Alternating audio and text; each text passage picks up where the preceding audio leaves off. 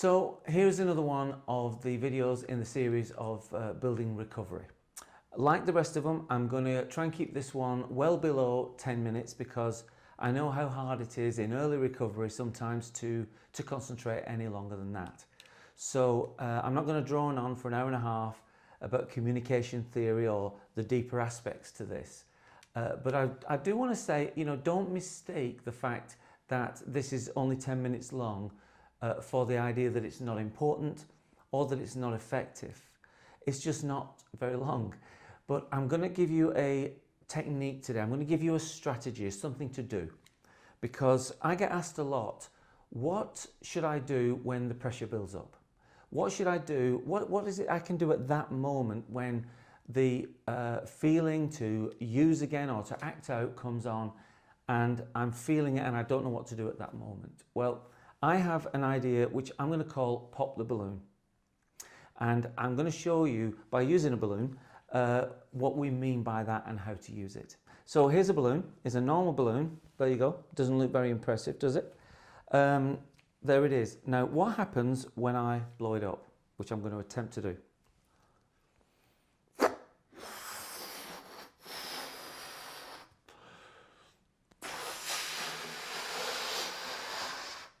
Well, there it is. Now, what's the first thing you notice once I blow that up?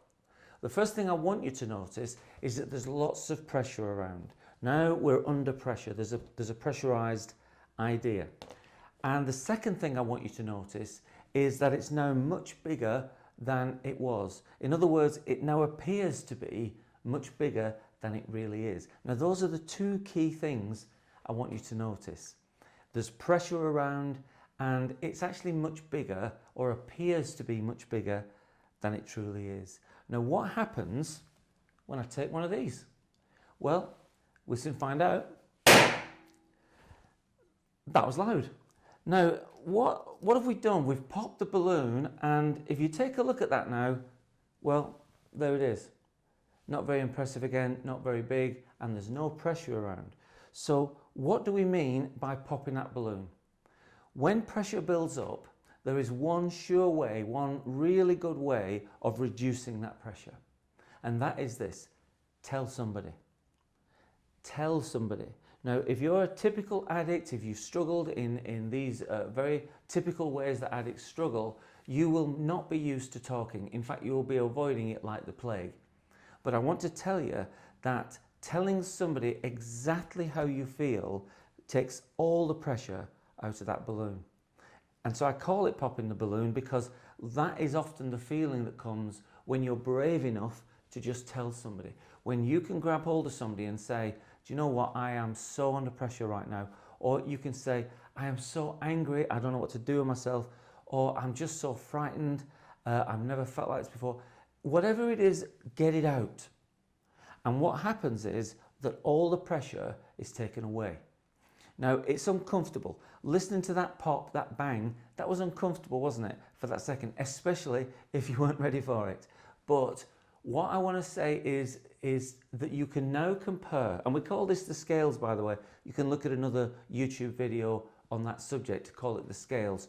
But when I use the scales, what I'm asking you to do is I'm asking you to compare that moment or couple of minutes of real discomfort when you tell somebody with maybe hours, days, or even weeks of discomfort when you don't tell somebody and that pressure builds up and you use drugs again or you act out. Just compare those two now in your hand. Just say, well, which would I rather have? You see, looking at it that way, you always pick the right hand. You'd always say, well, this is difficult, but it's much better than this. But it's having the presence of mind at that moment to say, yes, I'm going to pop this balloon. So when you tell somebody, I estimate, generally speaking, it takes 80 to 90% of the pressure off you. It takes 80 to 90% of the power of that compulsion, that obsession, that feeling away. Now, so you've got to ask yourself, could I cope with 10% of this? Could I cope with 20% of this? You probably could. You could probably just bear it and deal with it. But the 100% just builds up and builds up until it finally overwhelms you. So here's my advice. When you next feel that pressure, when you next feel that awkward, that difficult moment, pop the balloon. Find somebody.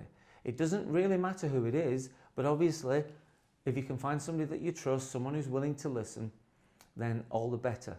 So we'll leave it there. Again, short but sweet. Keep looking for more videos in this series.